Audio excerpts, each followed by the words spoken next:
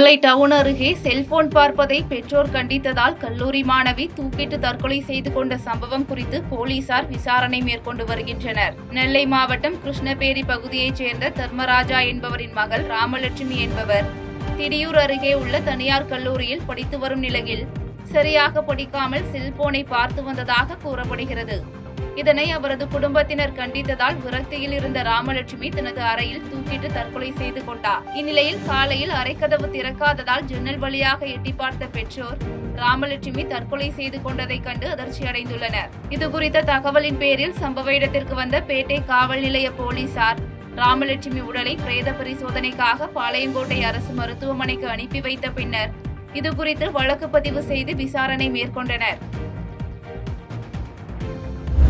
ஜெயலலிதா மறைந்ததிலிருந்து தொலைந்த தனது மகிழ்ச்சியை திமுகவில் இணைத்து முதலமைச்சர் மு.க. ஸ்டாலின் திரும்ப தந்துள்ளார் என தேனியில் முன்னாள் முதலமைச்சர் ஓ. பன்னீர்செல்வம் தெரிவித்தார். தேனி மாவட்டம் சின்னமனூர் பகுதியில் திமுக சார்பில் தமிழ்நாடு தலைகுனியாது என்ற தலைப்பில் பிரச்சார கூட்டம் நடைபெற்றது.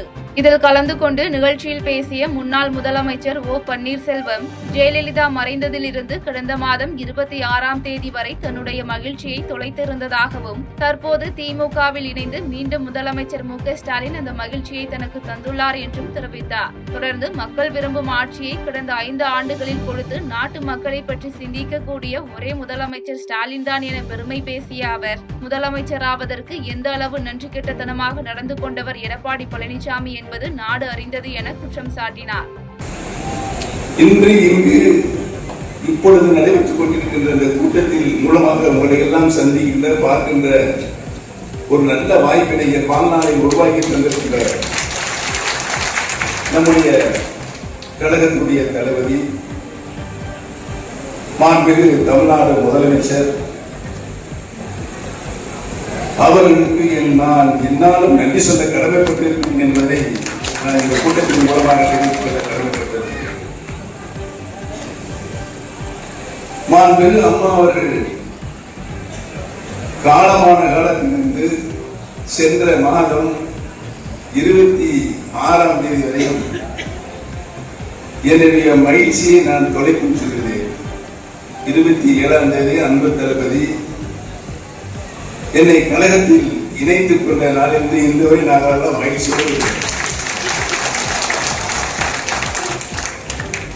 ஒரு கிட்டத்தட்ட ஒரு 9 நெருங்கி 10 ஆண்டுகளாக நாகர்கோவிலில் வீட்டில் வைத்திருந்த 137 சவரன் நகைகள் மாயமாக போன நிலையில் போலீசார் விசாரணை மேற்கொண்டு வருகின்றனர். கன்னியாகுமரி மாவட்டம் நாகர்கோவில் வடச்சேரி பகுதியைச் சேர்ந்தவர் தாமஸ் ராஜப்பன். இவர் ஏற்கனவே காலமான நிலையில் இவரது மனைவி ஜெயசாந்தினி மற்றும் அவரது தந்தை ஆகியோர் தங்கள் வீட்டில் வசித்து வந்தனர். இந்நிலையில் ஜெயசாந்தியின் மகள் கர்ப்பிணியான ஸ்னேகாவின் மருத்துவ சிகிச்சை தொடர்பாக குளச்சல் பகுதியில் உள்ள தனியார் மருத்துவமனையில் உடனிருந்து கவனித்து வந்துள்ளார். பின்னர் சில நாட்கள் இடைவெளிக்கு பின்பு ஜெயசாந்தினி வீடு திரும்பி வந்து பார்த்தபோது பீரோவில் வைக்கப்பட்டிருந்த 137 சவரன் தங்க நகைகள் காணாமல் போயிருப்பதை கண்டு அதிர்ச்சியடைந்துள்ளார். பின்னர் தகவல் அறிந்து வந்த போலீசார் ஜெயசாந்தினியின் வீட்டு வேலைக்காரர்கள் 3 பேர் உட்பட பலரையும் விசாரணை மேற்கொண்டு வருகின்றனர். மேலும் அப்பகுதியில் உள்ள சிசிடிவி கேமரா பதிவுகளையும் ஆய்வு செய்து வருகின்றனர். திமுகவில்தான் மனக்கசப்புடன் கூட்டணி பேச்சுவார்த்தை நடைபெறுகிறது என அதிமுக முன்னாள் அமைச்சர் செல்லூர் ராஜு பேட்டியளித்துள்ளார். அதிமுக முன்னாள் அமைச்சர் செல்லூர் ராஜு மதுரை கோரிப்பாளையத்தில் உள்ள அதிமுக கட்சி அலுவலகத்தில் செய்தியாளர்களை சந்தித்தார். அப்போது அதிமுக கூட்டணி டெல்லியில் பேசப்படுகிறது என ஓபிஎஸ் கூறியது குறித்த கேள்விக்கு அவர் ஏற்கனவே செல்லாத நோட்டு என பதிலளித்தார். மேலும் திமுகவில்தான் மனக்கசப்புடன் கூட்டணி பேச்சுவார்த்தை நடைபெறுவதாகவும் கேட்ட தொகுதி கிடைக்கவில்லை என்பதால் தொண்டர்கள் மனசோர்வு ஆகிவிட்டார்கள் எனவும் விமர்சித்து பேசினார்.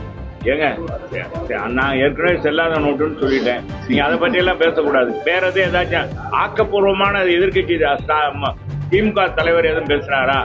அங்கதாங்க வெட்டு குத்துலாம் நடந்துகிட்டு இருக்கு. அங்க என்ன மனக்கசப்போட திமுகவுடைய கூட்டணியில கசப்போடு தான் இப்ப எல்லாரும் கூட்டணி இதுல இருக்காங்க. யாரும் மன மகிழ்ச்சியோட இல்ல. கேட்ட தொகுதி கிடைக்கல, அது குறைக்கிறாங்க.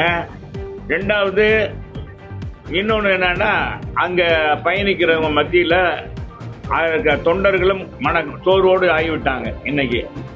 அதனால அந்த கூட்டணியில தான் சலசலப்பு. எங்க கூட்டணியில சலசலப்பு இல்லை. எங்க பொதுச் செயலர் தெளிவுபடுத்திட்ட எனவே அதை பற்றி நீங்க எந்த இதுவும் கவலையே பட வேண்டாம். ஊடகங்கள் எங்களுக்கான பணியை நாங்கள் தொண்டர்களுக்கு செஞ்சுக்கிட்டு இருக்கோம். எங்கள் தொண்டர்களும் மக்களை சந்தித்து கொண்டிருக்காங்க. மக்கள் ஏகோபித்த வரவேற்பு கொடுக்குறாங்க எங்களுக்கு.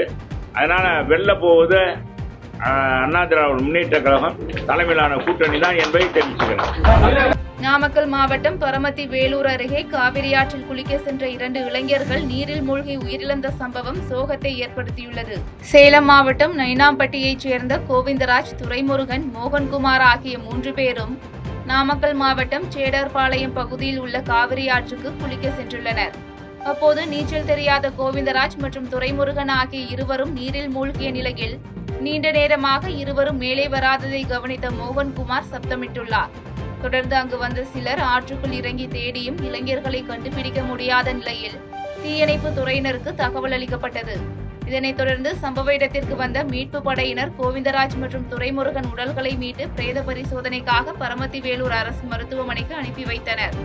மேலும் இதுகுறித்து வழக்கு பதிவு செய்த சேடார்பாளையம் காவல் நிலைய போலீசார் மோகன்குமார் உள்ளிட்ட சிலரிடம் விசாரணை மேற்கொண்டு வருகின்றனர். செய்திகளை உடனுக்குடன் தெரிந்து கொள்ள கீழ்கண்ட கேபிள் மற்றும் டிடிஎச் நெட்வொர்க்குகளில் எம்நாடு செய்தி தொலைக்காட்சியை காணுங்கள். பாதகம் செய்பவரை கண்டால் நாம் பயம் கொள்ளலாகாது பாப்பா. மோதி மிதித்து விடு பாப்பா, அவர் முகத்தில் உமிழ்ந்து விடு பாப்பா. அண்மை செய்திகளை உடனுக்குடன் தெரிந்து கொள்ள இணைந்திருங்கள் எம்நாடு தொலைக்காட்சியுடன்.